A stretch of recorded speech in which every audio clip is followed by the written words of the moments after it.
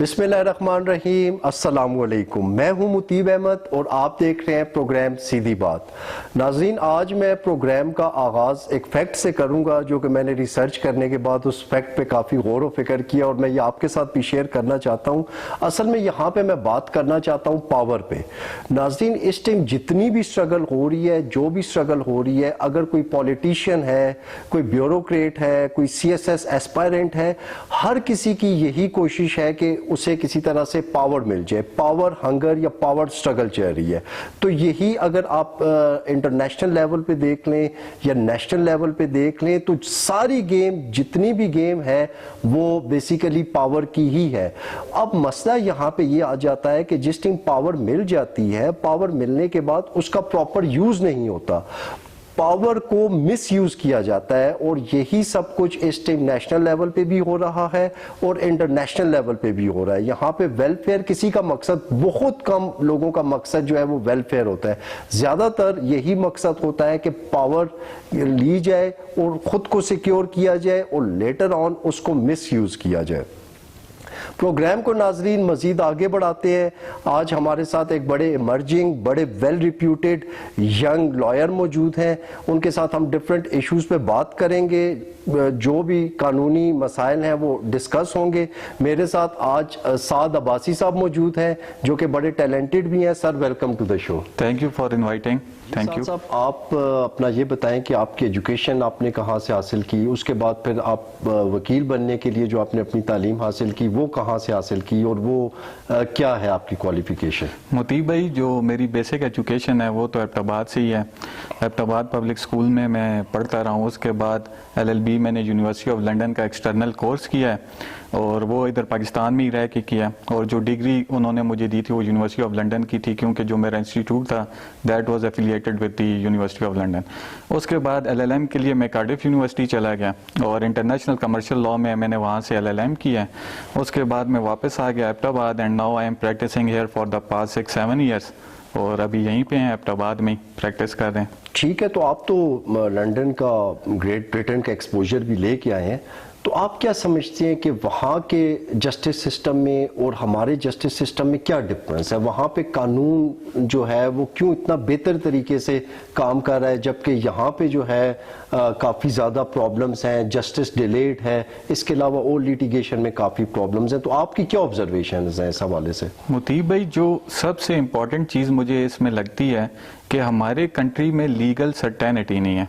ठीक है, अगर किसी बंदे के साथ कोई फ्रॉड होता है, कॉन्ट्रैक्ट ब्रीच होता है, तो रेमेडीज हासिल करना काफ़ी मुश्किल है। प्रो एंड कॉन्ट्रा जजमेंट्स हैं and you are not always sure कि इसका एंड रिजल्ट क्या होगा।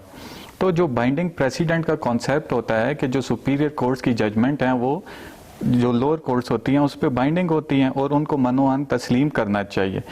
जब सुपीरियर कोर्ट्स की प्रो एंड कॉन्ट्रा जजमेंट्स आने लग जाएं, एक ही लॉ पॉइंट पे मुख्तलिफ एंगल से और एक दूसरे से कंट्राडिक्टरी जजमेंट्स आना लग जाएं, तो लोअर कोर्ट में भी आपको ये you are not always sure कि अब ये कौन सी जजमेंट पे रिलाई किया जाएगा।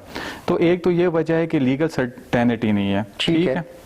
उसके अलावा जो हमारे लॉज हैं वो मुझे लगता है कि वो इजी टू अंडरस्टैंड नहीं है। ठीक है, वो एक तरह से उसमें आप देखें वो काफ़ी कॉम्प्लेक्स हैं, आम बंदे के लिए समझना काफ़ी मुश्किल है। लॉ इन्फोर्समेंट एजेंसीज जो UK की हैं वो बड़ी रिसोर्सफुल हैं, बड़ा सही तरीके से काम कर रही हैं, इन्वेस्टिगेशन उनकी बड़ी अच्छे तरीके से हो जाती है। हमारे यहाँ क्योंकि डेवलपिंग कंट्री है, लॉ इन्फोर्समेंट एजेंसीज के पास इतनी रिसोर्सेज भी नहीं है, फिर उसके साथ उनकी ट्रेनिंग भी थोड़ी कम होती है और टेक्नोलॉजी सेवी भी नहीं है, उनको इतना टेक्नोलॉजी का भी पता नहीं होता ट्रेनिंग कम होने की वजह से। तो ये वजूहात बनती हैं।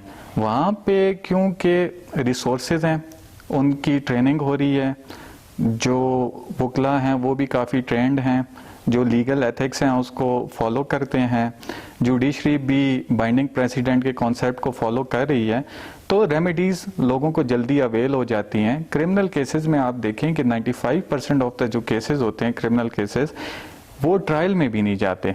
ट्रायल के बगैर ही या तो उनको जो भी पनिशमेंट देनी है या एक्वेट करना है, समरी ट्रायल हो जाता है उनका विच इज़ विदाउट ज्यूरी। ठीक है, फुल ट्रायल नहीं होता। तो वहाँ पे इसलिए चीज़ें थोड़ा जल्दी सॉर्ट आउट हो जाती हैं। अगर आपके कोई सिविल मैटर्स हैं या कॉन्ट्रैक्चुअल ब्रीचेस हैं तो मैटर आर्बिट्रेशन में चला जाता है। आर्बिट्रेशन में ज़रा चीज़ें जल्दी उसका सोल्यूशन निकल आता है। तो कोर्ट के अलावा भी वहाँ पे आर्बिट्रेशन की, सॉरी आपकी बात काटो, जी सर। आर्बिट्रेशन की आपने बात की, तो आर्बिट्रेशन का थोड़ा सा मजीद इसको इलेबरेट कर दें कि इसमें किस तरह से वहाँ पे चीज़ें सॉल्व हो जाती हैं। देखिए, आर्बिट्रेशन में ये होता है कि आपका जब केस कोर्ट में जाता है तो कोर्ट आर्बिट्रेटर अपॉइंट करती है, ठीक है, which can be with the consent of the parties. Arbitrator जब अपॉइंट हो जाता है, पार्टीज उसके पास जाती हैं और अपने लीगल डिस्प्यूट रखती हैं। अब ये जो आर्बिट्रेशन है ना, ये एक बड़ी अम्ब्रेला टर्म है। उसमें मेडिएशन भी आ जाती है, रिकंसिलिएशन भी आ जाती है। कुछ इसमें चीज़ें होती हैं जिसमें आपका जो मेडिएटर है वो आपको सोल्यूशन प्रोवाइड करता है जिस पे आप एग्री कर जाएं। हमारे यहाँ ये होता है कि आर्बिट्रेशन का अवार्ड होता है, आर्बिट्रेटर वो अवार्ड आपको देता है। लेकिन हमारे कंट्री में अगर आपने कॉन्ट्रैक्ट में ये चीज़ लिखी हुई है कि अगर ये कॉन्ट्रैक्चुअल ब्रीच होगा तो ये केस जो है आर्बिट्रेटर को भेजा जाएगा, तो तब वो केस भेजा जाता है। अदरवाइज अब आप देखें यूरोप में वो इस चीज़ को बड़ा पुश कर रहे हैं कि जहाँ पे इस तरह की कोई कॉन्ट्रैक्चुअल ब्रीचेस हों तो वहाँ पे वो पार्टी को कहते हैं कि जी आप इसको कंसिडर करें। अगर वो पार्टी उसको कंसिडर नहीं करती, फॉर एग्जांपल प्लेंटिफ उसको कंसिडर नहीं करता, तो आखिर में अगर प्लेंटिफ के फेवर में डिसीजन आता है तो जो कॉस्ट उसको देनी होती है प्लेंटिफ को, तो कोर्ट वो अवार्ड नहीं करती। तो इस तरह वहाँ पे चीज़ें जो हैं वो जल्दी सोल्यूशन की तरफ चली जाती हैं। हमारे यहाँ एक जो लोगों का लीगल कॉन्सेप्ट ये बना हुआ है कि जब तक कोर्ट में केस नहीं चलेगा और दूसरी पार्टी को कोर्ट में ड्रैग नहीं किया जाएगा, वो समझते हैं उनका केस ही नहीं चल रहा, वो सोल्यूशन की तरफ ही नहीं जा रहा। हमारे यहाँ आप देखें कि काफ़ी हद तक लोग सिर्फ दूसरे लोगों को तंग करने के लिए, उन्हें कोर्ट्स में ड्रैग करने के लिए, अपने पर्सनल जो उनके मामलात हैं उनको सेटल करने के लिए कोर्ट्स लेके आते हैं। फिर वो कोर्ट्स जब आ जाते हैं वो कहते हैं जी कि हमें इंसाफ नहीं मिल रहा। ना कोई एविडेंस प्रोड्यूस होती है, ना कोई डॉक्यूमेंट्री एविडेंस होता है। जब आप खाली दूसरे को तंग करने के लिए कोर्ट लेके आएंगे, ठीक है, और कोर्ट को आप चीज़ें प्रोवाइड नहीं करेंगे, एविडेंस देने के लिए आप इन टाइम नहीं आएंगे, तो लाजमी बात है कि इसमें टाइम लगेगा।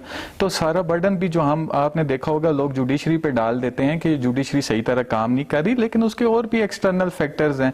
क्रिमिनल केसेस को आप देखें तो अगर आपका लॉ एनफोर्समेंट एजेंसीज के विटनेसेस नहीं आ रहे, कोर्ट उनके पीछे वारंट कर रही है, वो फिर भी नहीं आ रहे, तो ऑब्वियसली डिले होगा। उसके अलावा अगर कोई स्ट्राइक है तो उस वजह से भी फिर आपकी प्रोसीडिंग नहीं होती। तो it is not just to blame the court only, ये पूरे माशरे को जो जो पार्टीज इन्वॉल्व हैं उन सबको रिस्पॉन्सिबिलिटी लेना चाहिए और रोल प्ले करेंगे तो तब ये हमारे केसेस जल्दी डिसाइड होंगे। बिल्कुल ठीक है। आर्बिट्रेशन की आपने बात की तो इसको हम रिलेट कर सकते हैं अपने यहाँ जो जिरगा सिस्टम है या जो डीआरसी एक इंस्टीट्यूशन बना हुआ है, ये वो सेम चीज़ है कि यहाँ पे भी ट्रायल चलने से पहले एक ऑप्शन होती है कि चीज़ों को सॉल्व कर लिया जाए। बिल्कुल डीआरसी का ऑप्शन होता है, लेकिन देखें इसमें अब जो मुझे इशू आता है वो बेसिक फ्रेमवर्क है। जो आप डीआरसी में जिन नुमाइंदों को अपॉइंट करते हैं उनकी लॉ की क्या नॉलेज होती है, उनकी क्या ट्रेनिंग होती है। अगर एक बंदे की लॉ की नॉलेज नहीं है, उसकी ट्रेनिंग नहीं है, वो जो कानून है उसको नहीं समझ रहा, तो वो क्या ही पार्टीज को कोई रीजनेबल सोल्यूशन प्रोवाइड करेगा। तो जब तक अगर हमने आर्बिट्रेशन, वैसे हमारे कंट्री में आर्बिट्रेटर्स भी अपॉइंट होते हैं, तो जब तक ऐसा बंदा जो कानून को समझता हो उसको आप अपॉइंट नहीं करेंगे आर्बिट्रेटर, तो आपके सोल्यूशन कभी भी सॉल्व नहीं हो सकते। बिल्कुल ठीक है। अच्छा, साथ साथ थोड़ा सा कॉन्स्टिट्यूशन के हवाले से बात मैं करना चाहूँगा कि कॉन्स्टिट्यूशन हमारा बना हुआ है, लेकिन इसमें जो बेसिक फंडामेंटल राइट्स हमें दिए गए हैं वो क्यों नहीं उस तरह से डिलीवर हो रहे कि जिस तरह से उन्हें डिलीवर होना चाहिए। जिस तरह से अब आप देखें कि फ्रीडम ऑफ एक्सप्रेशन है, ठीक है, ये एक बेसिक राइट है, लेकिन अब इसमें जिस टाइम सर्टेन चीज़ें सामने आती हैं तो लोगों को चुप करवा दिया जाता है। तो इस हवाले से कानून या आइन क्या कहता है कि इसमें किस तरह से इसको डील करना चाहिए? मुतीब भाई देखें, किसी भी कंट्री में जब तक रूल ऑफ लॉ नहीं होगा, ठीक है, आपके फंडामेंटल राइट्स इन्फोर्स नहीं हो सकते। रूल ऑफ लॉ क्या होता है कि supremacy of law, accountability to the law, equality before the law, separation of powers हों। तो जब तक ये चीज़ें नहीं होंगी तो फंडामेंटल राइट्स को अगर आप इन्फोर्स कराना चाहेंगे तो वो नहीं हो पाएंगे। अब जो हमारा कॉन्स्टिट्यूशन है उसमें जो फंडामेंटल राइट्स गिवन है वो काफ़ी हद तक मुझे तो लगता है कि they are very much clear, ठीक है। लेकिन जब हम उनको या कोई आम शहरी उनको एक्सरसाइज करने लगता है तो उसके रास्ते में बड़ी रुकावटें आ जाती हैं, ठीक है। जैसे आर्टिकल 10A है आपका right to fair trial. Exactly इसी पे मैं बात करने वाला था, ये मेरा नेक्स्ट क्वेश्चन था सर। तो राइट टू फेयर ट्रायल जो है आपका, ठीक है, उसमें भी आपकी बड़ी मुश्किलात आ रही होती हैं। इलीगल डिटेंशंस जब आपकी होंगी तो आपको राइट टू फेयर ट्रायल नहीं मिलेगा। फिर जब तक अगर कोई गरीब है और स्टेट उसको लीगल एड प्रोवाइड नहीं कर रही तो फिर भी नहीं होगा। लेकिन यहाँ तक एक चीज़ मैं ऐड करता जाऊँ, हम हमेशा क्रिटिसाइज करते हैं, लेकिन आप क्रिमिनल केसेस में देखें कि अगर आप एक एक्यूज है वो काउंसिल अफोर्ड नहीं कर पा रहा तो स्टेट उसको प्रोबोनो बेसिस पे काउंसिल प्रोवाइड करती है। लेकिन जो हमारे फंडामेंटल राइट्स हैं, मेरी तो सबसे यही रिक्वेस्ट होगी कि इनको जो आम शहरी हैं एक्सरसाइज करने का राइट दिया जाए, उनकी इक्वालिटी बिफोर द लॉ हो, ना सिर्फ इंडिविजुअल्स की बल्कि आपके जो स्टेट इंस्टीट्यूशंस हैं उनकी भी।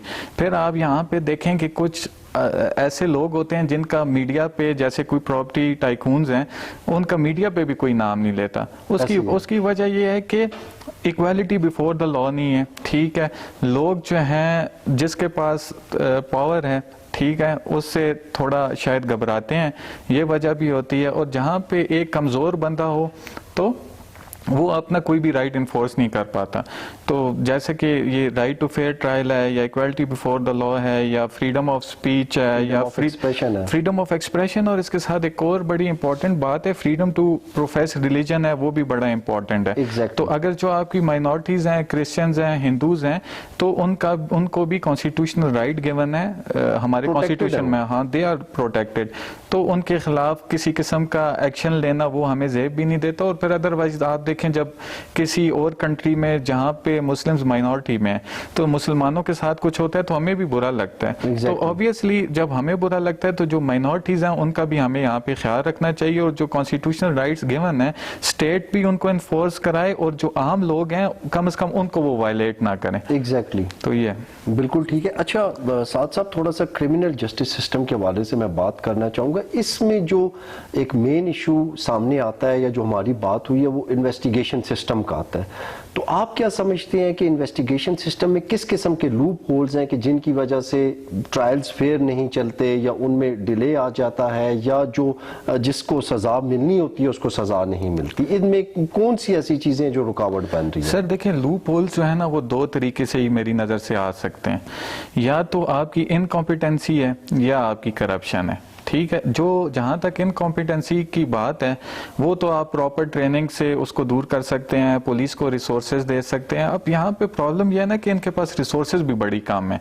तो जो लिमिटेड रिसोर्सेज में ये काम कर रहे हैं वो भी काफ़ी तारीफ के काबिल है, लेकिन बहरहाल इनकी ट्रेनिंग और भी होनी चाहिए, रिसोर्सेज प्रोवाइड करने चाहिए। और दूसरा जो एस्पेक्ट है करप्शन का, अगर इस तरह की कोई चीज़ है तो स्टेट को चाहिए कि उसको एलिमिनेट करे। इन्वेस्टिगेशन का जो स्टाफ है वो बिल्कुल ट्रांसपेरेंट होना चाहिए। उसके अलावा जो आपकी केसेस में केस प्रॉपर्टीज होती हैं, ठीक है, वो पुलिस स्टेशन के बजाय एक ही मालखाना हो, पूरे सिटी का, डिस्ट्रिक्ट का होना चाहिए, या चलें तहसील लेवल पे कर लें, और वो बिल्कुल इंडिपेंडेंट फोर्स हो, पुलिस के साथ या लॉ इन्फोर्समेंट एजेंसीज के साथ उसका कोई भी रिलेशन ना हो, ताकि उसके अंदर ट्रांसपेरेंसी आए। अब आप देखें कि जितने भी नारकोटिक्स के केसेस हैं 90% जो आपके केसेस हैं ना उसमें जो एक्यूज है वो एक्विट हो जाते हैं। इसका मतलब ये होता है कि जो एक्यूज है आप उससे कोई भी कॉन्ट्राबैंड या कोई इस तरह की चीज़ रिकवर नहीं कर रहे, लेकिन वही मालखाना से आप थोड़ी बहुत क्वांटिटी FSL भेज देते हैं और पॉजिटिव रिपोर्ट हासिल कर लेते हैं। अगर ये मालखाना जो जिसमें केस प्रॉपर्टी जमा होती है ये पूरे डिस्ट्रिक्ट का एक हो जाए और जो उसको रन करने वाले हों वो बिल्कुल इंडिपेंडेंट हों तो काफ़ी बेहतरी आ जाएगी। फिर इस तरह आपके जितने भी क्रिमिनल केसेस हैं उसमें बेहतरी आ जाएगी। बिल्कुल ठीक है। ये मालखाना की आपने बात की है, इसका जरा थोड़ा मतलब आसान अल्फाज में बता दें हमारे नाजरीन के समझने के लिए कि ये क्या चीज़ है। मालखाना वो होता है जिसके अंदर कोई भी जब इन्वेस्टिगेशन होती है और कोई भी रिकवरीज होती हैं, अगर मर्डर केस है तो उसमें आपने क्राइम एम्प्टीज रिकवर किए हैं, क्यू से पिस्टल रिकवर किया है, ब्लड रिकवर किया है, और भी अगर कोई चीज़ आपने रिकवर की है तो वो सेफ कस्टडी के लिए आप मालखाना में सबमिट करते हैं ताकि उसके अंदर किसी किस्म की भी चेंजेस ना हो सके। ठीक, तो वो तो जब ये बिल्कुल इंडिपेंडेंट फोर्स हो जाएगी और उसके अंदर कोई भी चेंजेस नहीं हो सकेंगी, उसकी फैब्रिकेशन नहीं हो सकेगी, तो काफ़ी चीज़ें ट्रांसपेरेंट हो जाएंगी और जो गलत चार्ज किया जाता है लोगों को वो भी काफ़ी हद तक कम हो जाएगा। इसके साथ मैं एक और चीज़ भी ऐड करता जाऊं कि जो हमारे क्रिमिनल केसेस होते हैं उसके अंदर जो लोग हैं उनको भी चाहिए कि वो भी जब रिपोर्ट अपनी एफआईआर दर्ज करा रहे हो तो बिल्कुल जो सच है उसी को ही बोला करें। अगर एक बंदे ने ऑफेंस कमिट किया होता है वो 4-5 को चार्ज कर देते हैं। अब जब 4-5 को वो चार्ज कर देते हैं वो फिर साबित नहीं कर सकते, जिसका नुकसान ये होता है कि जो असल एक्यूज है वो भी एक्विट हो जाता है क्योंकि उसके अंदर बहुत से डाउट्स क्रिएट हो जाते हैं।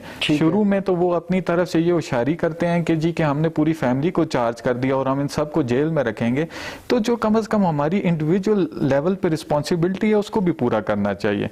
खाली स्टेट डिपार्टमेंट्स को क्रिटिसाइज करने का कोई फायदा नहीं है। अपने एंड से जो रोल है पहले उसको सही तरह से जो है प्ले करना चाहिए, क्योंकि वही एफआईआर जो है that is basically like the foundation of any case. बिल्कुल ऐसे ही। और इसके साथ मोतीब भाई एक और चीज मैं ऐड करता जाऊं कि जो भी आपकी एमएलसी होती है, जो पोस्टमार्टम होती है, उस पर भी जो हमारे डॉक्टर्स हैं उनको भी थोड़ा केयरफुल होना चाहिए, क्योंकि जो थोड़ा भी बेनिफिट ऑफ डाउट होता है वो एक्यूज को जाता है और उसके अंदर काफी दफा कटिंग्स होती हैं या इस तरह की चीजें। और मेरी तो जो इंस्टीट्यूशंस हैं उनसे हम्बल रिक्वेस्ट ये होगी कि अब जो आपके फंडामेंटल राइट्स हैं और जो रिलेटेड लॉ है आपकी डिग्री से वो लाजमी स्टूडेंट्स को पढ़ाया जाए।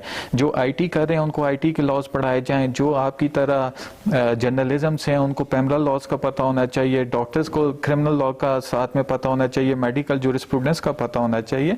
तो खाली अपनी सिर्फ जो एक लिमिटेड फील्ड है उस पर बिल्कुल हमें फोकस नहीं करना चाहिए, उसका सिर्फ वाइडर एस्पेक्ट है उसको देखना चाहिए। Exactly.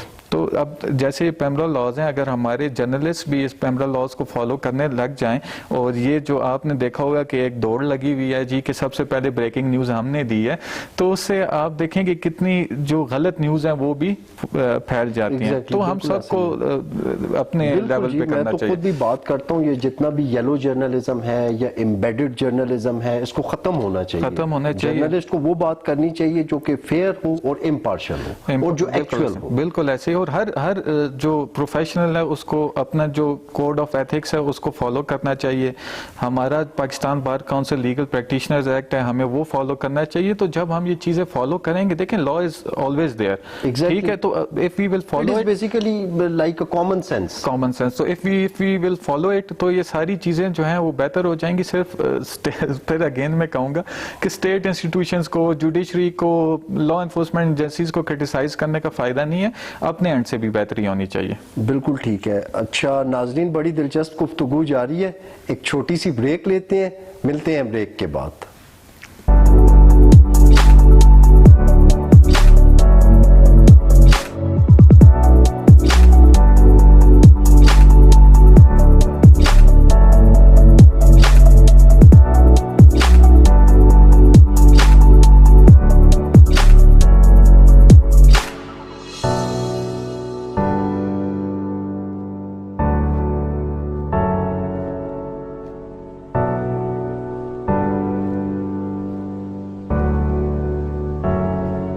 जी नाज़रीन, welcome back after the break. अभी हम साथ साथ से नाज़रीन थोड़ा सा लीगल फ्रेटर्निटी के हवाले से क्वेश्चंस करेंगे और देखेंगे कि उस चीज़ को हम कैसे बेहतर कर सकते हैं या वो लूप होल्स कैसे ख़त्म हो सकते हैं।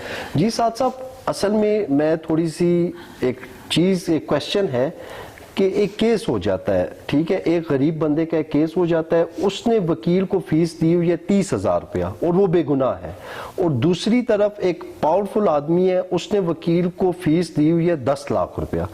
तो अब यहाँ पे जो आर्ग्यूमेंट का एक सेंस डेवलप होगा, क्या जिसने 30,000 रुपया फीस दी हुई है वो इतना इफेक्टिवली आर्ग्यूमेंट कर सकेगा कि जितना वो दूसरा गुनेगार लेकिन पावरफुल बंदे का वकील करेगा?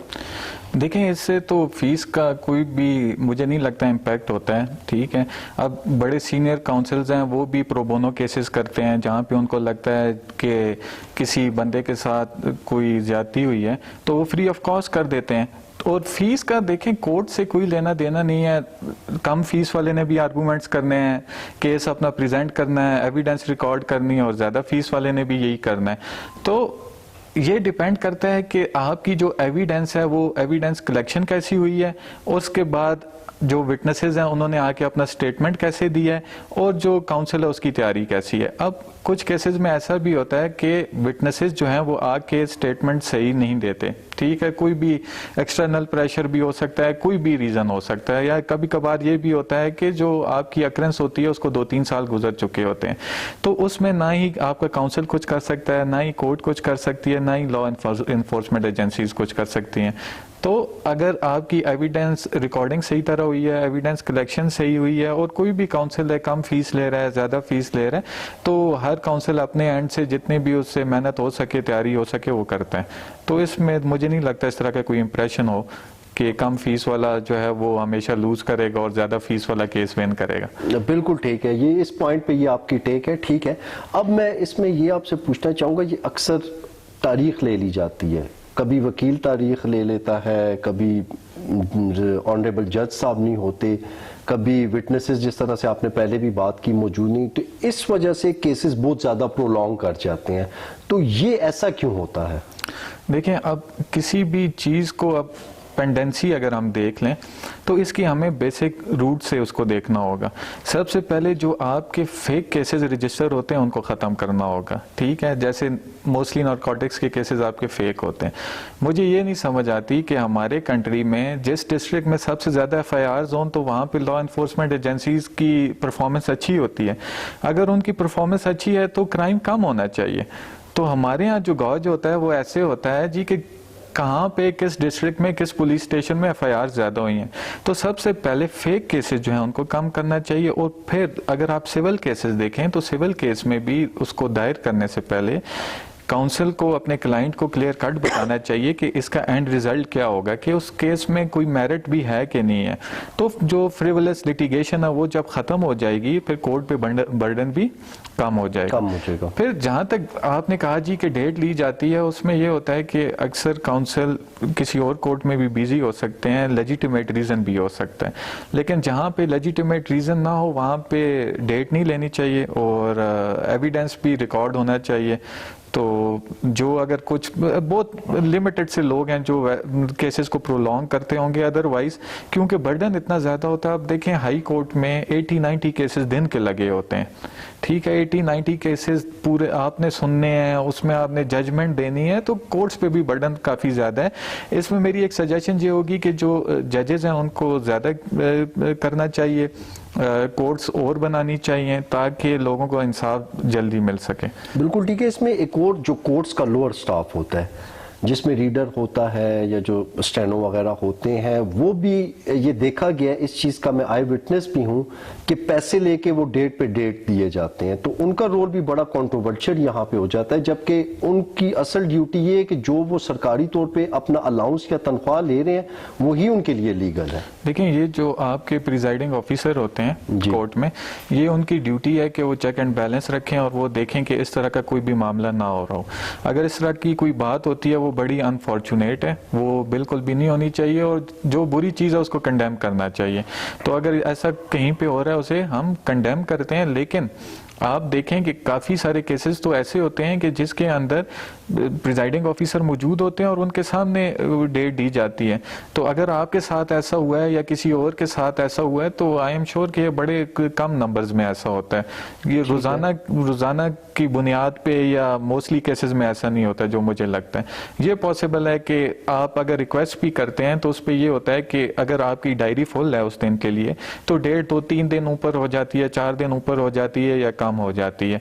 तो वो फिर देखते हैं कि जो काउंसिल हैं अगर वो उस डेट पे बिजी हैं तो फिर अकॉर्डिंगली मैनेज किया जाता है, दोनों काउंसिल की रजामंदी से देख के वो किया जाता है। बिल्कुल ठीक है। अच्छा, अब कोई थोड़ा सा मैं आपसे ये जो कोर्ट्स की जजमेंट होती है इनके हवाले से बात करना चाहूँगा। जिस तरह कोई एक ट्रायल चलता है, केस चलता है लोअर कोर्ट्स में, उसकी एक जजमेंट आ जाती है, फिर उसी जजमेंट को जब चैलेंज किया जाता है हाई कोर्ट में या सुप्रीम कोर्ट में तो समटाइम्स वो जजमेंट ओवरटर्न हो जाती है।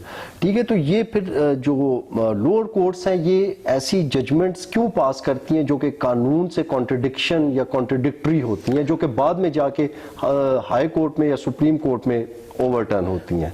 देखें, ये तो इसीलिए हायरार्की आपको प्रोवाइड की जाती है, पूरी दुनिया में इस तरह की हायरार्की होती है।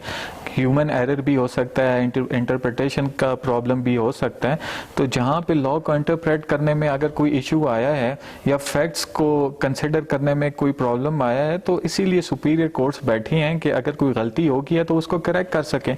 तो ये ह्यूमन एरर भी है और पूरी दुनिया में इस तरह की आपको हायरार्की प्रोवाइड की जाती है और ये बड़ी अच्छी बात है मुतीब भाई। अगर आप इसको एक एंगल से देखें कि अगर आपकी लोअर कोर्ट्स वाली judgment up to the supreme court upheld रहे तो इसका मतलब है कि जो आपकी सुपीरियर कोर्ट्स हैं वो इंडिपेंडेंट माइंड नहीं अप्लाई कर रही। तो अगर ओवर रूल हो रही हैं जजमेंट्स तो उससे एक ये अच्छा तासुर आ रहा है कि कम से कम जो सुपीरियर कोर्ट्स हैं वो भी अपना इंडिपेंडेंट माइंड अप्लाई कर रही हैं, फैक्ट्स को कंसिडर कर रही हैं, लॉ को देख रही हैं और फिर अकॉर्डिंगली अपनी इंटरप्रिटेशन के मुताबिक जजमेंट वो अनाउंस कर रही हैं।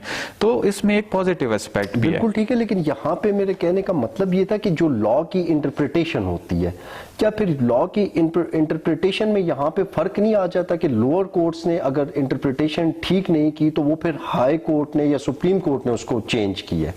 बिल्कुल सही है, इसमें तो देखें कोई भी प्रॉब्लम नहीं है। आप जब भी pro and contra judgments court को प्रोवाइड करते हैं लोअर कोर्ट को, अब इसीलिए मैंने सबसे शुरू में कहा था कि लीगल कंसिस्टेंसी होनी चाहिए, लीगल सर्टेनिटी होनी चाहिए।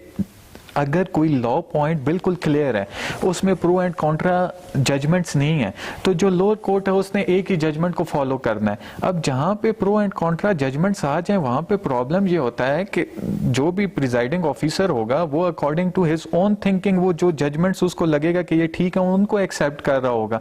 हो सकता है कि जब वो आपका केस सुपीरियर कोर्ट्स में जाए तो वो उसके साथ एग्री ना करें, फिर उसके अलावा जो फैक्ट्स हैं उसको भी कंसिडर करते हुए हो सकता है और उसको समझने में भी प्रॉब्लम हो सकता है।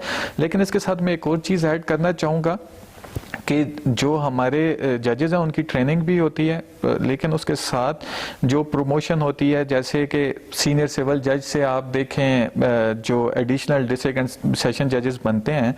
अब सिविल जज जब आप होते हैं तो आप सिविल मैटर्स को डील कर रहे होते हैं और एकदम से जब आप एडिशनल डिस्ट्रिक्ट एंड सेशन जज आ जाते हैं, प्रमोट हो जाते हैं, तो फिर आप क्रिमिनल केसेस को भी डील करने लग जाते हैं। ठीक है, तो मेरी हम्बल रिक्वेस्ट यही होगी जो अथॉरिटीज़ हैं कि फिर कम से कम उनकी प्रमोशन से पहले एक प्रॉपर ट्रेनिंग होनी चाहिए और उनको बताना चाहिए कि अब आपने क्रिमिनल केसेस को कैसे डील करना है, क्योंकि आप तो फॉर द गुड 15-20 ईयर्स आप सिविल केसेस को डील करते रहे। तो प्रॉपर ट्रेनिंग हो तो मुझे लगता है कि ये चीज़ें बेहतर हो जाएंगी, बेहतर हो सकती हैं। बिल्कुल ठीक है। अच्छा, साथ साथ चाइल्ड एब्यूज़ एक बहुत बड़ा हमारी सोसाइटी में इशू है। छोटे बच्चों के साथ, बच्चियों के साथ जिनसी ज्यादती कर दी जाती है और फिर हमारी सोसाइटी भी कंजर्वेटिव है, उन चीज़ों को सामने भी नहीं लाया जाता। वो बच्चे या वो बच्चियां सारी ज़िंदगी उनका जो पूरा कैरियर है वो तबाह हो जाता है। तो इस चीज़ को कानून किस तरह से प्रोटेक्ट करता है? देखें, किसी किस्म का भी ऑफेंस हो, एडल्ट के साथ हो, चाइल्ड के साथ हो, उसका कानून मौजूद है, उसकी पनिशमेंट्स होती हैं। ठीक है, चाइल्ड प्रोटेक्शन एक्ट भी है, अदरवाइज भी पाकिस्तान पीनल कोड में पनिशमेंट्स मौजूद हैं।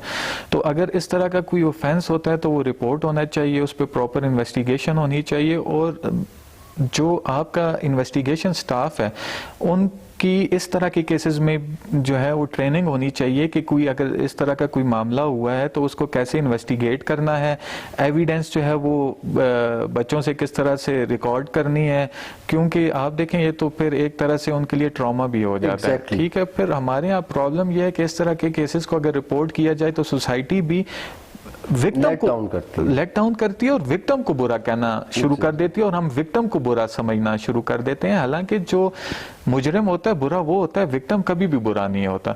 तो इन चीज़ों से हमें बाहर आना चाहिए और जो हमारे जो इंस्टीट्यूशंस हैं या जो वो लोग जिनका इन्फ्लुएंस है, लोग उनकी बात मानते हैं, उनको आगे बढ़ के लोगों को बताना चाहिए कि ये जो विक्टिम होता है इसको कम से कम हमें क्रिटिसाइज नहीं करना चाहिए, उस बेचारे बेचारे के साथ पहले ही बुरा हुआ है और हमें उसे सपोर्ट करना चाहिए। अदरवाइज जो हमारे लॉज हैं वो मौजूद हैं, और अगर इन्वेस्टिगेशन सही तरह से हुई हो, पनिशमेंट भी होती हैं। आपने देखा होगा कि पूरे पाकिस्तान में इस तरह के जो केसेस हुए हैं उसमें मैक्सिमम केसेस में पनिशमेंट हुई है, तो which is a good thing and I think कि ये एक राइट डायरेक्शन में हम जा रहे हैं। थोड़ा टाइम लगेगा लेकिन आई एम स्टिल होपफुल कि वक्त के साथ ये हो जाएगा। बिल्कुल ठीक है। अच्छा, ये साथ साथ कंज्यूमर कोर्ट्स के हवाले से बताएं जी, इनके क्या फंक्शंस हैं और इनकी क्या इंपॉर्टेंस है, क्योंकि इस हवाले से लोगों में नॉलेज काफ़ी कम है और लोगों को अपने इन राइट्स का नहीं पता। देखें, जो कंज्यूमर कोर्ट्स हैं आपकी, वो बनी है under the consumer protection act. अब कंज्यूमर प्रोटेक्शन एक्ट इसलिए बनाया गया था जो कंज्यूमर के इंटरेस्ट होते हैं उनको प्रमोट किया जाए, उनको प्रोटेक्ट किया जाए, उसके साथ साथ जो फेयर कमर्शियल प्रैक्टिसेस हैं उनको ग्रो किया जाए, और अगर किसी कंज्यूमर की कोई कंप्लेंट है, कोई ग्रीवेंस है, तो उसको रिड्रेस किया जाए। कंज्यूमर कोर्ट में अगर कोई भी कंज्यूमर है वो अपना केस लेके जा सकता है, कंप्लेंट फाइल कर सकता है। अगर उसको लगता है कि जो प्रोडक्ट उसको दिया गया है या जो सर्विसेज उसको प्रोवाइड की गई हैं वो अप टू द मार्क या जो उसको बताई गई हैं उसके मुताबिक नहीं है, प्रोडक्ट जो है उसकी क्वालिटी लो है या क्वांटिटी कम है, तो वो जाए कंज्यूमर कोर्ट में अपना केस फाइल करे, कंप्लेंट फाइल करे। और बहुत ही सिंपल तरीका होता है उसमें, तो इवन अगर आप काउंसिल एंगेज ना भी करें, अगर आपका 5,000 10,000 का कोई प्रोडक्ट है तो उसमें अगर आप खुद जाके कंप्लेंट फाइल करते हैं तो जो प्रिजाइडिंग ऑफिसर हैं वो डिफेंडेंट को समन करते हैं, विद इन 30 डेज उसने आके अपना जवाब जमा कराना होता है, और जो एविडेंस होती है उसको देख के प्रिजाइडिंग ऑफिसर जजमेंट अनाउंस करते हैं, जिसमें उनके पास मुख्तलिफ रेमेडीज हैं कि अगर आपने प्रोडक्ट लिया है वो ठीक नहीं है तो वो रिप्लेस हो सकता है, या उसके जो पैसे आपने पे किए हैं वो वापस हो सकते हैं। और उसके साथ साथ अगर आपको कोई इंजरी हुई है या डैमेज हुआ है, कोई लॉस आपने बेयर किया है, तो कोर्ट आपको कंपनसेट कर सकती है।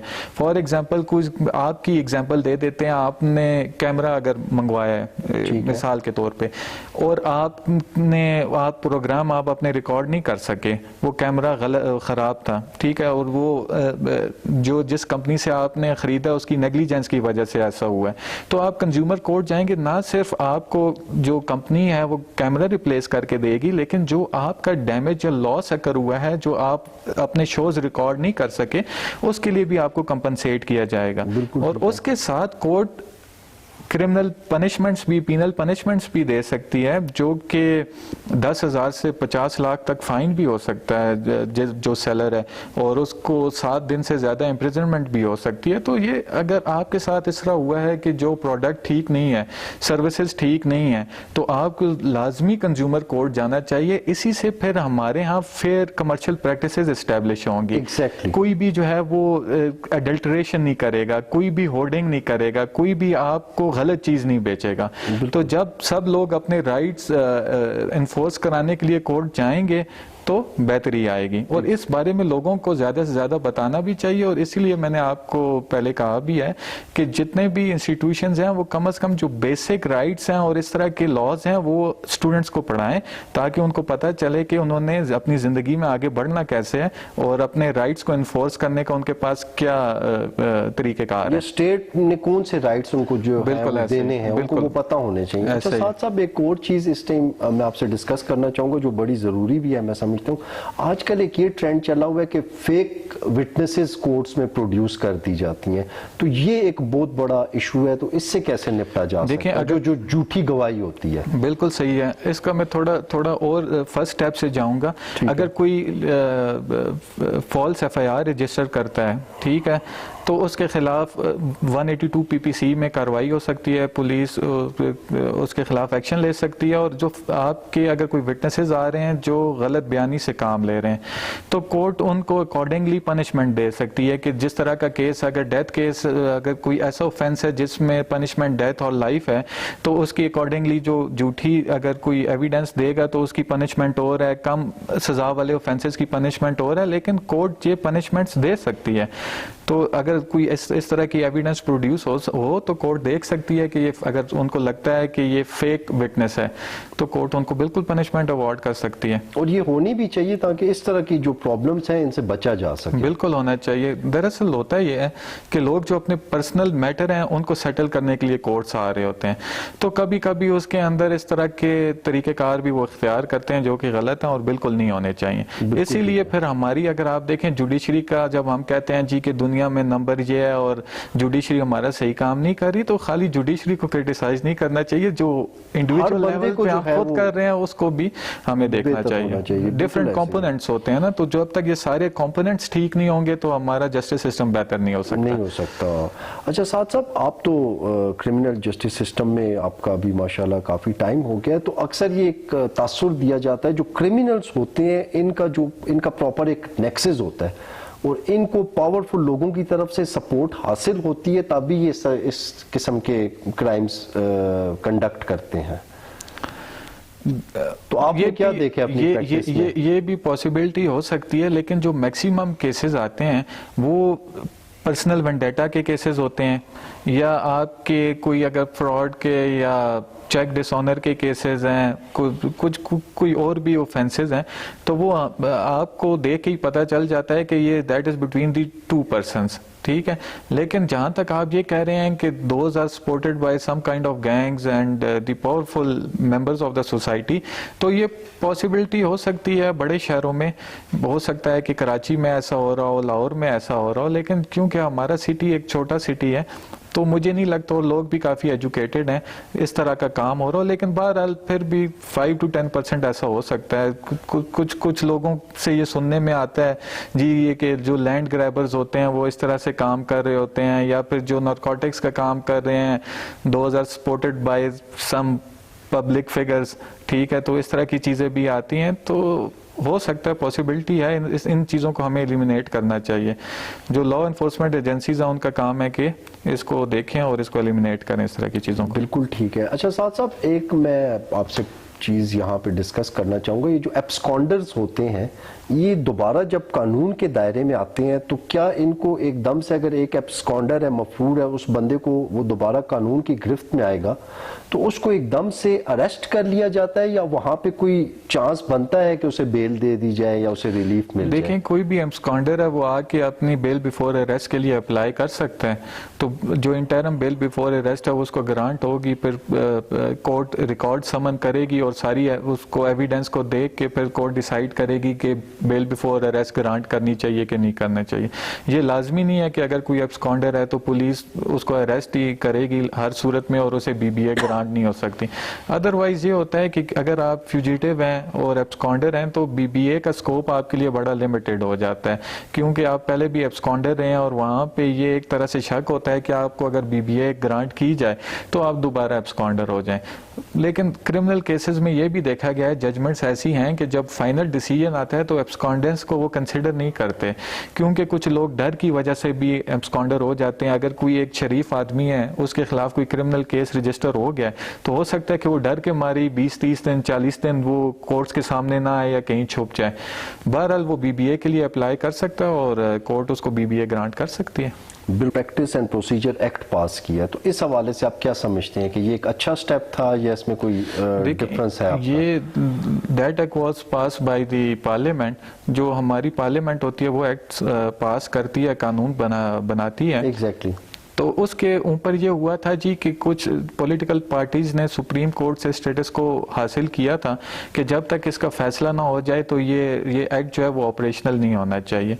तो इसमें मुझे एक बात जो पॉजिटिव लगी है वो ये है कि सुप्रीम कोर्ट ने भी जो पार्लियामेंट की सुपरमेसी है उसको माना है, और जो supreme court procedure and practice act है उस पे से स्टेटस को ख़त्म करते हुए जितनी भी दरखास्तें थी उनको खारिज किया है, और ये मुझे लगता है कि ये काफ़ी अच्छी चीज़ है। अदरवाइज भी देखें, अगर आपका कोई केस डायरेक्ट सुप्रीम कोर्ट जा रहा है और उस पर अगर आपका राइट टू अपील नहीं है तो हो सकता है कि ह्यूमन एरर भी पॉसिबिलिटी है। अगर ह्यूमन एरर हो गया है कि तो अगर राइट ऑफ अपील नहीं है तो फिर बंदे के पास तो कोई भी इस तरह का इंस्टीट्यूशन नहीं है या कोई इस तरह की चीज़ नहीं है जहाँ पे वो जा सके, क्योंकि सुप्रीम कोर्ट तो हाईएस्ट कोर्ट है। आपने पहले ही कहा था जी कि लोअर कोर्ट्स में जजमेंट्स आती हैं और वो ऊपर जाके सुपीरियर कोर्ट्स में ओवर रूल हो जाती हैं।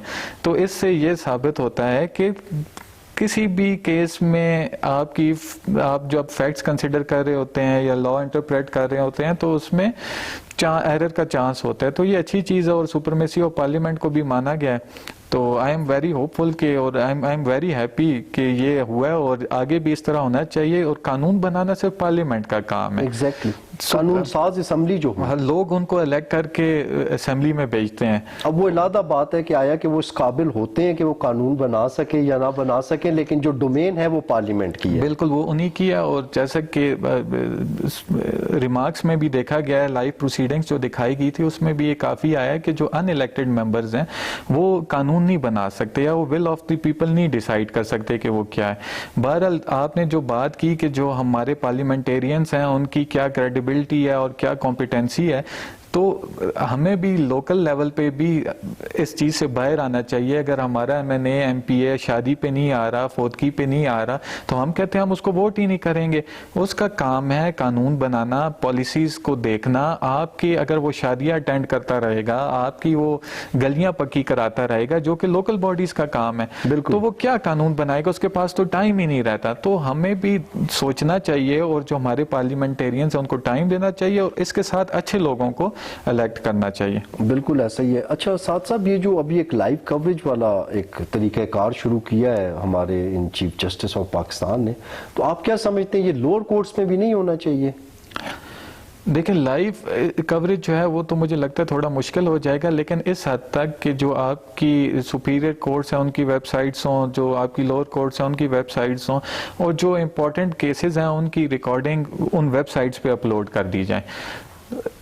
प्रॉब्लम यहाँ पे आता है कि रिसोर्सेज जो हैं वो हमारे पास बड़ी कम है। तो रिसोर्सेज अगर ये ज़्यादा होती हैं, इंक्रीज करती हैं, तो लोकल लेवल पे भी और जो सुपीरियर कोर्ट्स हैं उनकी वेबसाइट्स पे ये चीज़ें अपलोड होनी चाहिए, ताकि लोगों को भी पता चले जी कि हमारी कोर्ट्स कैसे काम कर रही है कार है और किस कोर्ट में उनको कौन सा केस लेके जाना चाहिए, और ताकि इससे ये होता है कि क्रेडिबिलिटी भी बढ़ेगी। बिल्कुल ऐसा ही है।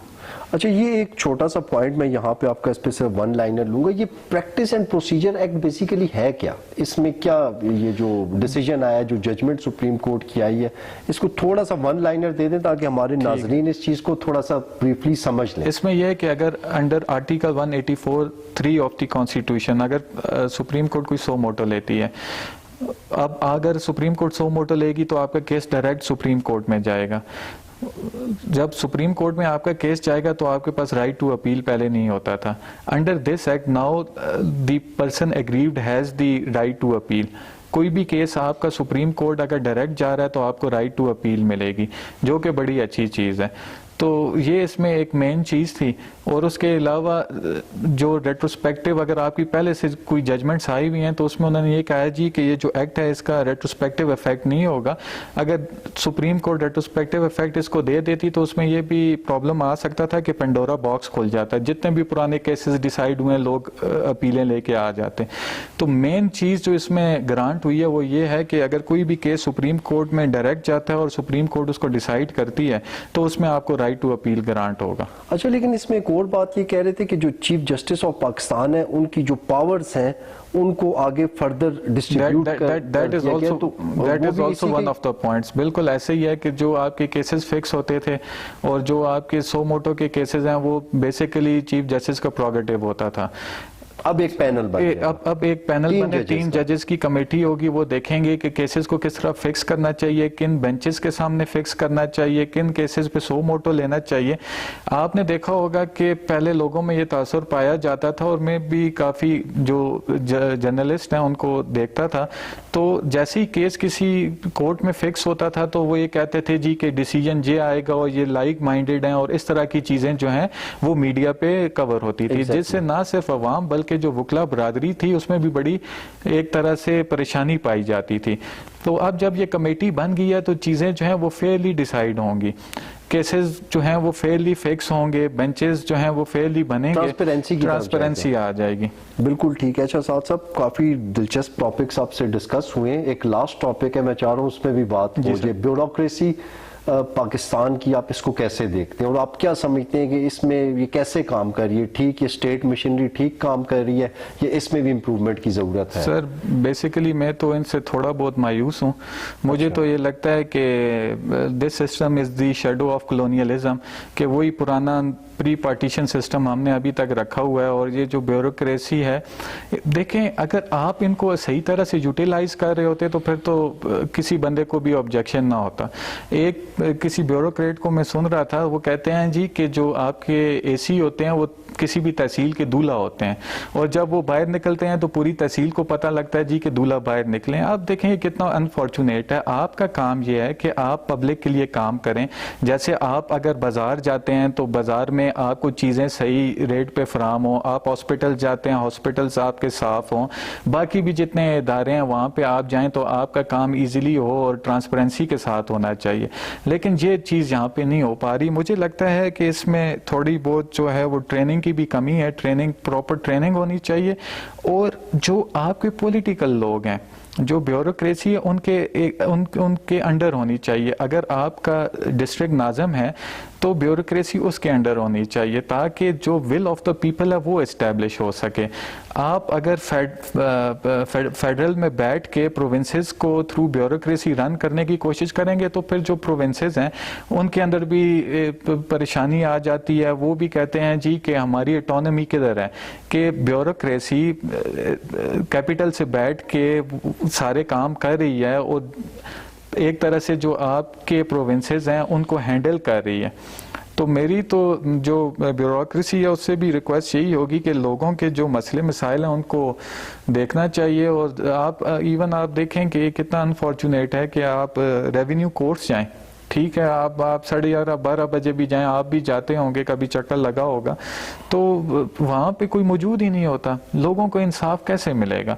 और फिर अगर आप किसी को रेवेन्यू कोर्ट में तैनात करते हैं तो उसे फॉर सम गुड टाइम उसको वहाँ पे रहने दें। जैसे ही एक बंदा कुछ सीखने की कोशिश करता है और सीखने लगता है, आप उसको ट्रांसफ़र कर देते हैं। अच्छा, यही चीज़ होती है हमारी मिनिस्ट्रीज़ में भी, बड़े अफसोस के साथ कहना पड़ता है। अगर एक चीज़ के आप मिनिस्टर हैं, आप फॉरेन मिनिस्टर हैं, तो आपको वहाँ से उठा के इंटीरियर मिनिस्टर लगा देंगे या पेट्रोलियम मिनिस्टर लगा देंगे। आपने जब एक बंदे को लगाया है किसी मिनिस्ट्री में तो आपकी प्रॉपर रिसर्च होनी चाहिए कि इसकी क्या कॉम्पिटेंसी है। अगर आपको लग रहा है कि वो कॉम्पिटेंट है तो फिर उसको वहाँ पे काम करना देना चाहिए। ये नहीं है कि 6 महीने बाद अगर वो आपके फेवर में या जो भी पॉलिटिकल पार्टी या गवर्नमेंट है उसके फेवर में काम नहीं कर रहा तो उसको या तो मिनिस्ट्री वापस ले लें या दूसरी मिनिस्ट्री में भेज दें। तो ये बड़ा अनफॉर्चुनेट है। ब्यूरोक्रेसी की भी प्रॉपर ट्रेनिंग होनी चाहिए और जो हमारे बाकी भी इदारे हैं उनकी भी प्रॉपर ट्रेनिंग होनी चाहिए। बिल्कुल ठीक है। अच्छा, ये जो इनको मराद दी जाती हैं हमारे ब्यूरोक्रेट्स को, बड़ी इनका लेविश लाइफस्टाइल होता है, इस हवाले से कानून क्या कहता है कि ये मतलब इनको मिलनी चाहिए या इनके बगैर भी, जिस तरह हमारा मुल्क इकोनॉमिकली काफ़ी क्राइसिस से गुजर रहा है, तो इन क्राइसिस में हुकूमत हमें ऑस्टेरिटी या सिंप्लिसिटी की बात करती है, जबकि हमारे विफाक में फैक्ट्स के मुताबिक सिर्फ सरकारी गाड़ियों की जो तादाद है वो है 90,000। तो उनकी फ्यूलिंग पे कितने एक्सपेंसेस आते होंगे या उनकी मेंटेनेंस वगैरह होती होगी। तो ये एक्सपेंसेस अगर कम कर दिए जाए तो क्या इस टाइम हमारी इस डूबती इकोनॉमी को एक सहारा नहीं मिल सकता? बिल्कुल इससे सहारा मिलेगा। अगर देखें जो ऑस्टेरिटी मेजर्स हैं, अगर हम उन पे अमल दरामद करना शुरू कर दें। लेकिन मुतीब भाई, इसके साथ मैं एक और चीज़ कहना चाहूँगा कि जो हमारी एक्सपोर्ट है जब तक वो नहीं बढ़ेगी, अगर आप ऑस्टेरिटी मेजर्स कर भी लें तो ये बड़े लिमिटेड नंबर्स में होगा, इसका इतना बेनिफिट नहीं होगा। इसकी मैं मिसाल इस तरह से देता हूं कि अगर उसमें अगर वो एक सर्टेन अमाउंट वहां पे आ रही है, ठीक है, आप उसमें से भी कम करते जाएंगे तो थोड़े बहुत तो आप वहां पे सेविंग कर लेंगे। लेकिन अगर आप अपनी इनकम बढ़ाएं तो बेशक अगर आपके थोड़े बहुत एक्सपेंसेस ज्यादा भी हो रहे हैं तो वो मैनेज हो जाएंगे। बहरहाल जो हमारी करंट इकोनॉमिक सिचुएशन है उसमें ऑस्टेरिटी मेजर्स को देखना चाहिए।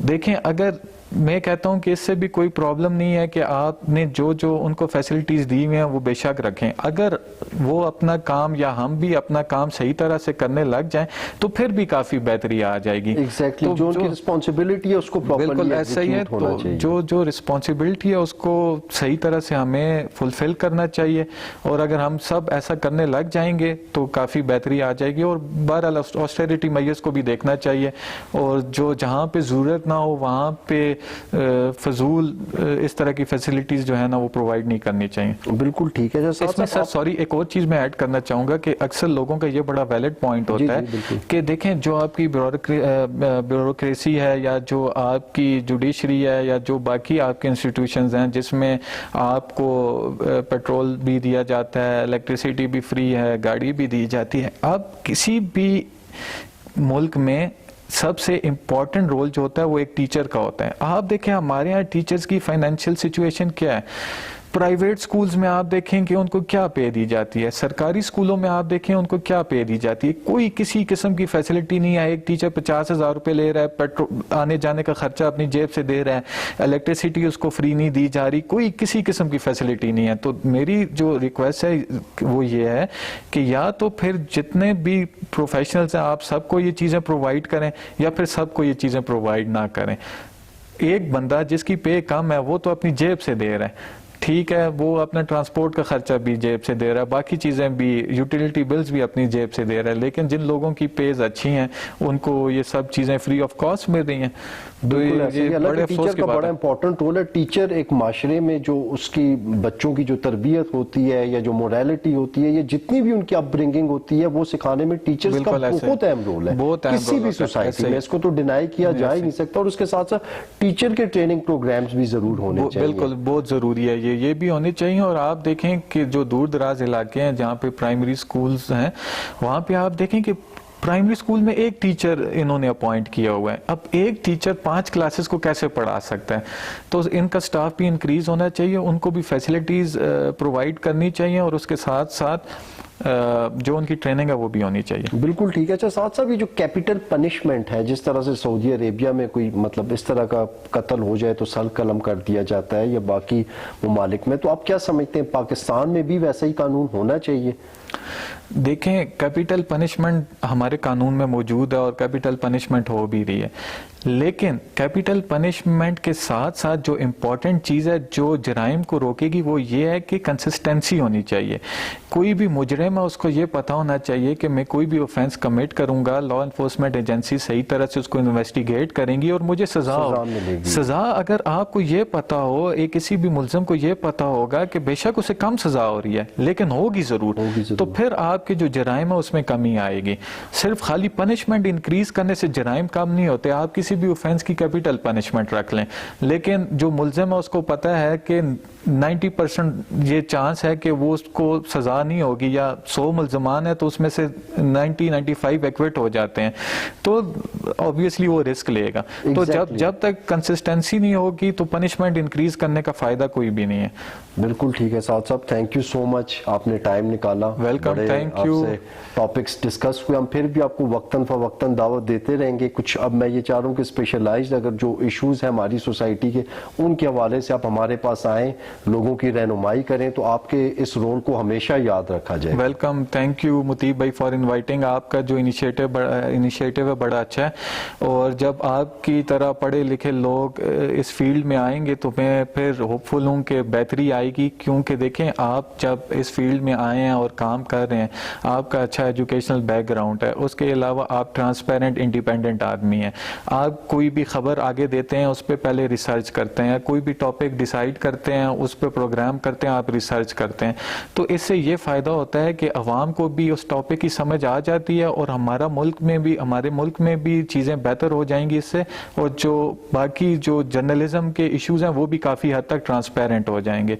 तो मेरी तो ये जो बाकी भी एजुकेटेड क्लास है उनसे यही होगा कि जो जर्नलिज्म की तरफ आना चाहें, एक तो ये बड़ा एक अच्छा प्रोफेशन है, नोबल प्रोफेशन है, फिर इससे लोगों की बड़ी खिदमत हो सकती है। जो इश्यूज आप रेज कर सकते हैं यहाँ पे बैठ के वो बाकी लोग नहीं कर सकते। और हज़ारा के लेवल पे तो मैंने देखा है कि हज़ारा और एबटाबाद सिटी ये तो बड़ा निगलेक्टेड है। आप देखें मेन स्ट्रीम मीडिया पे हमारे सिटी का या हजारा का कोई भी मैटर होता है वो बहुत कम रिपोर्ट होता है, तो हमारा कोई लोकल चैनल होगा, हमारे लोकल जर्नलिस्ट होंगे जो अच्छा काम कर रहे होंगे, तो लोकल लेवल पे भी बेहतरी आएगी। बिल्कुल ठीक है। Thank you so much once again for the kind words Saad भाई। वेलकम, थैंक जी यू। नाज़रीन, ये थे साद भाई जिनसे हम लोगों ने मुतअद्दिद इश्यूज डिस्कस किए हैं, और जितने इश्यूज, जितने कॉमन इश्यूज में डिस्कस कर सकता था वो मैंने डिस्कस किए, उनको कवर करने की कोशिश की आप लोगों की अंडरस्टैंडिंग के लिए। मजीद भी अगर कोई भी इश्यूज होंगे, किसी भी किस्म के इश्यूज होंगे जिनको समझने में, जिनको देखने में आपको प्रॉब्लम होगी, तो साथ साथ जैसे जो वकला हजरात हैं वो हमें टाइम भी देंगे और इस चीज़ पे हमारे साथ मिल के आपकी रहनुमाई भी करेंगे। तो नाज़रीन, इसी के साथ मुझे इजाज़त दीजिए। अल्लाह हाफिज़।